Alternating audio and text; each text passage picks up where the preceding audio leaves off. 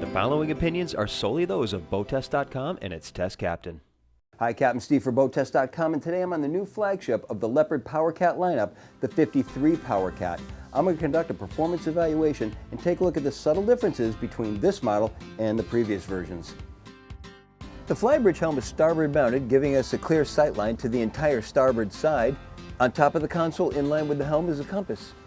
Twin 16-inch displays make up the forward dash. There's a fusion stereo and electrical switches and a large space for putting stuff, and notice how it's draining. The bow thruster control is right next door. The wrap steering wheel is mounted to a tilt base. There's a Raymarine autopilot, the engine start-stops, and the Yanmar engine display. The throttle controls are just to the right, Raymarine VHF underneath that. There's a footrest that's at a 45-degree angle. The helm seat is a bench style in a fixed position.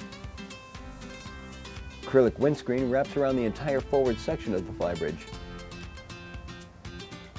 The lower helm is a significant upgrade from previous models. It used to be just a small station over on the port-hand side that had nothing more than the throttle controls. Now it's a full helm. This one consists of two 12-inch displays. There's a fusion stereo, VHF marine, and the autopilot control. The wrap steering wheel is mounted to a tilt base. Compass is right in line with the helm. The engine controls are over on the right-hand side, and a little further to the right, the engine start-stops. One ingredient missing from this helm is the bow thruster control.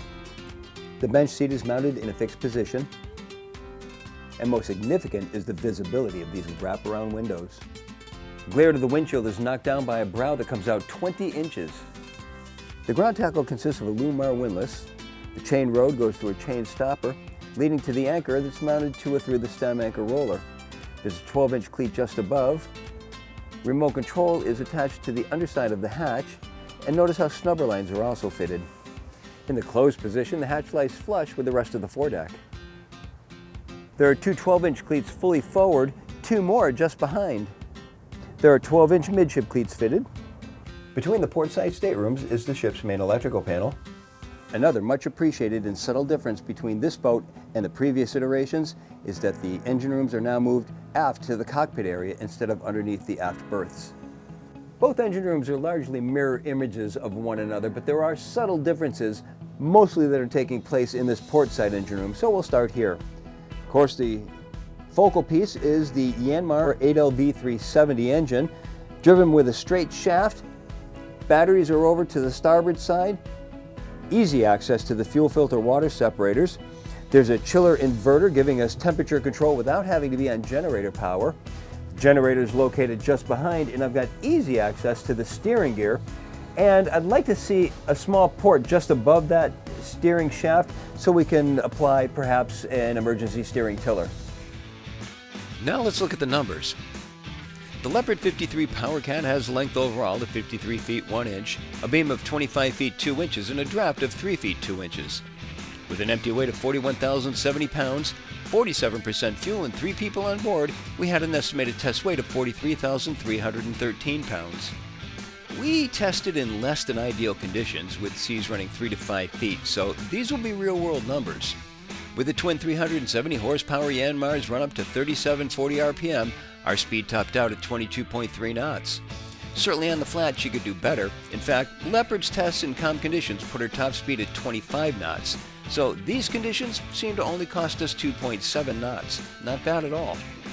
Best economic cruise came in at 2800 RPM and 16.8 knots. It was there that the 14.7 gallon per hour fuel burn translated into 1.1 nautical miles per gallon and a range of 599 nautical miles, all while still holding back a 10% reserve of the boat's 581-gallon total fuel capacity. If you really want to add some distance, drop the speed down to 8.3 knots and she'll run for 1,621.5 nautical miles. 7.1 knots produces 2,391 nautical miles, and 6 knots can be maintained for 3,230.7 nautical miles. It was interesting to see how well she handled these conditions. Even more impressive is the fact that we were able to even get up to full speed. As is the case with most cats, when the going gets rough, reducing speed is not necessarily the correct option. Adding power allows those narrow bows to better slice through the waves rather than oppose them. It was a wet ride to be sure, but the main takeaway is that the others run for home. We kept heading offshore. Certainly with the range figures we achieved, this is clearly a distance cruiser and she does it well. In turns, she stays level, not leaning to the outboard side of the turn. Beam seas kept her on an even keel and steady ride. Following seas were of course the most comfortable, and she showed no hint of ever wanting to stuff the bow into the backside of the swells. When it came time to put her back into the slip, she showed excellent maneuverability with just a few taps needed on the bow thruster. Otherwise, differential power turns her quite well. Steering in reverse is also excellent by utilizing one engine, then the other, to square her up and back her right into our narrow berth. Truly an owner-operator's boat.